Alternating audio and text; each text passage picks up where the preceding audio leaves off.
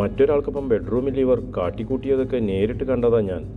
അങ്ങനെയുള്ള ഇവർക്കൊപ്പം പോവാൻ എനിക്ക് സമ്മതമല്ല സർ. വിനുവിൻ്റെ ഉറക്കെയുള്ള വാക്കുകൾ നിശ്ചയദാർഢ്യം നിറഞ്ഞതായിരുന്നു. അത് കേട്ട് പോലീസ് സ്റ്റേഷൻ ഒരു നിമിഷം നിശബ്ദമായി.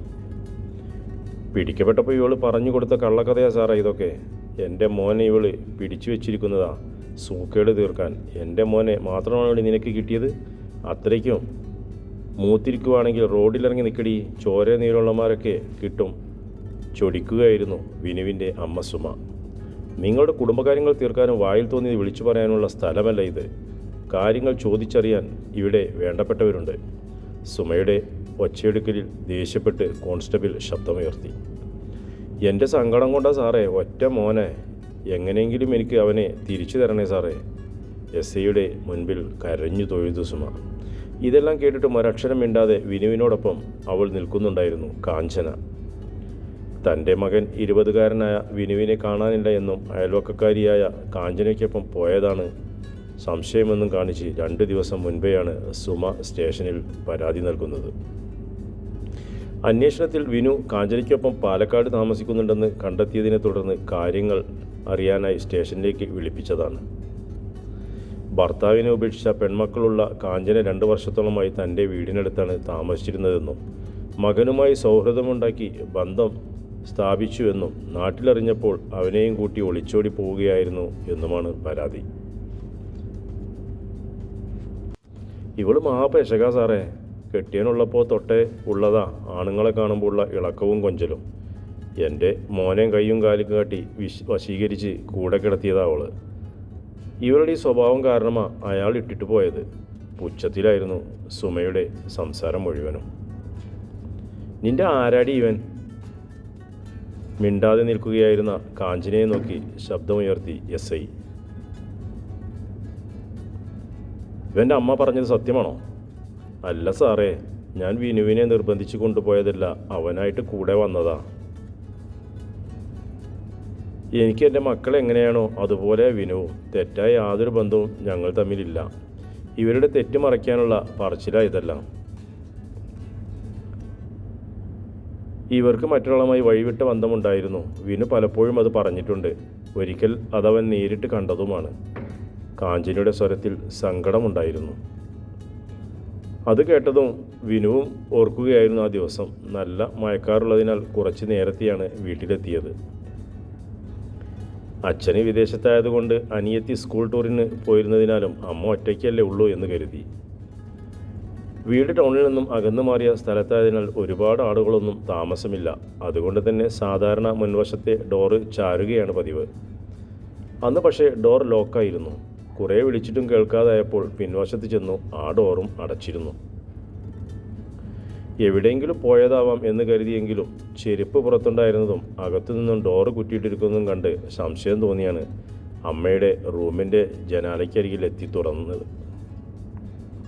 അകത്തു കണ്ട കാഴ്ച, കട്ടിലിൽ വസ്ത്രങ്ങളൊന്നുമില്ലാതെ ഏതോ ഒരാളുടെ ദേഹത്ത് വികാരങ്ങൾ തീർക്കുന്ന അമ്മ. കെട്ടിമറിഞ്ഞ് പിടഞ്ഞുയരുന്ന ശബ്ദങ്ങൾ താൻ വിളിച്ചതും വന്നതും അവരറിഞ്ഞിരുന്നില്ല. ഒറ്റ നോട്ടമേ നോക്കിയുള്ളൂ. ചങ്കുലഞ്ഞ് നീർക്കെട്ടിയ കണ്ണുകളുമായി തിരിഞ്ഞു നടക്കുമ്പോഴും 2 നാൾ വീട്ടിൽ കയറാതെ നടന്നപ്പോഴും താങ്ങായത് കാഞ്ചന ചേച്ചിയായിരുന്നു.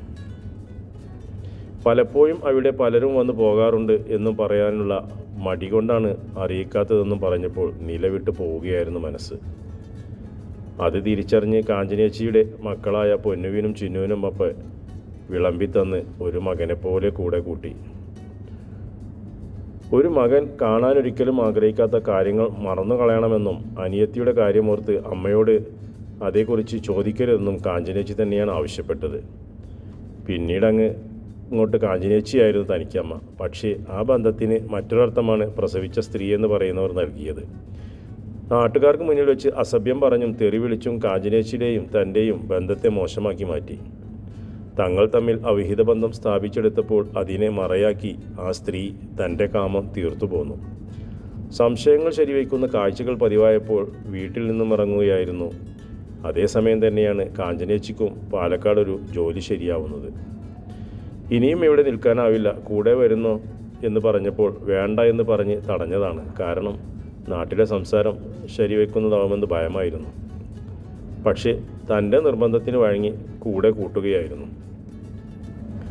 എൻ്റെ മോനെ പിടിച്ചു വെച്ച് സുഖിച്ചിട്ട് അവൾ ന്യായം പറയുക സാറേ. എനിക്കെൻ്റെ മോനെ വേണം. നൊന്ത് പെറ്റ വയറിന് ദണ്ണം അറിയൂ. അല്ലാതെ കണ്ടവൻ്റെ കൂടെയെല്ലാം കിടക്കുന്നവൾക്ക് എന്തറിയാനാ? കള്ളക്കണ്ണീരൊഴുക്കുകയായിരുന്നു സുമ. നിങ്ങളിനെ ഒച്ച വെച്ചിട്ട് കാര്യമില്ല. ഇത് പോലീസ് സ്റ്റേഷനാണ്. വിനു മേജറാണ്. സ്വന്തം കാര്യങ്ങൾ തീരുമാനിക്കാനുള്ള അവകാശമുണ്ട്. വിനുവിൻ്റെ തീരുമാനം എന്താണോ അതനുസരിച്ച് കാര്യങ്ങൾ നടക്കും. SI അവരെ നോക്കി പറഞ്ഞു. വിനു എന്ത് പറയുന്നു? അമ്മയ്ക്കൊപ്പം പോവുകയാണോ? SIയുടെ ചോദ്യം വിനുവിനോടായിരുന്നു. ഒരു നിമിഷം സുമയെ ഒന്ന് നോക്കി വിനു. പ്രസവിച്ച് നോക്കി വളർത്തി എന്നതുകൊണ്ട് മാത്രം ഒരു സ്ത്രീ അമ്മയാവില്ല. നല്ല വാക്കുകളും ചിന്തകളും പകർന്ന് നല്ല ശീലങ്ങൾ വളർത്തി എടുക്കുന്നവളാണ് അമ്മ. അമ്മ എന്ന വാക്കിന് ഒരു പവിത്രതയുണ്ട്. പ്രായപൂർത്തിയായ മക്കളുണ്ട് എന്നോർക്കാതെ സ്വന്തം ഭർത്താവിനെയും വഞ്ചിച്ച് തരം കിട്ടിയാൽ മറ്റൊരാളെ മുറിയിൽ വിളിച്ചു കയറ്റി കാമക്കൂത്തുകൾ നടത്തുന്ന ഇവരെ പോലൊരാൾക്ക് ആ പദം ചേരില്ല. ഇവരെൻ്റെ അമ്മയാണെന്ന് പറയാൻ തന്നെ എനിക്ക് അറപ്പാണ്. എൻ്റെ അമ്മ ഇതാണ്, പ്രസവിച്ച് പാലൂട്ടാതെ രക്തബന്ധമില്ലാതെ സങ്കടങ്ങൾ താങ്ങാവുന്ന അമ്മ. എനിക്ക് വരെ മതി അമ്മയായിട്ട്. മറ്റുള്ളവർക്ക് തങ്ങളുടെ ബന്ധം വഴിവിട്ടതായി തോന്നാം. അത് അവരുടെ കാഴ്ചപ്പാടിൻ്റെയാണ്. അവരുടെ മാത്രമല്ല, ഈ സമൂഹത്തിൻ്റെയും. ഒരാണും പെണ്ണും ഒരുമിച്ചിരുന്നാൽ അവിടെ അവിഹിതമാണ് എന്ന് കരുതുന്നവർക്ക് ഏതോ ബന്ധവും അങ്ങനെ തോന്നും. എനിക്ക് കാഞ്ചനാമ്മ മതി. അവർക്കൊപ്പം താമസിക്കാനാണ് എൻ്റെ തീരുമാനം. ഉറച്ചതായിരുന്നു വിനുവിൻ്റെ വാക്കുകൾ. സുമയുടെ എണ്ണിപ്പറയലുകൾക്കും ശാപവാക്കുകൾക്കും ചെവി കൊടുക്കാതെ രേഖാമൂലം എഴുതി നൽകി സ്റ്റേഷനിൽ നിന്നിറങ്ങുമ്പോൾ കാഞ്ചനയുടെ കണ്ണുകൾ നിറഞ്ഞിരുന്നു. അതറിഞ്ഞിട്ടെന്ന പോലെ അവളെ ചേർത്ത് പിടിച്ചിരുന്ന വിനുവിൻ്റെ കൈകൾ ഇനിയൊരിക്കലും ആ കണ്ണുകൾ നിറയില്ല എന്നുറപ്പിച്ച്.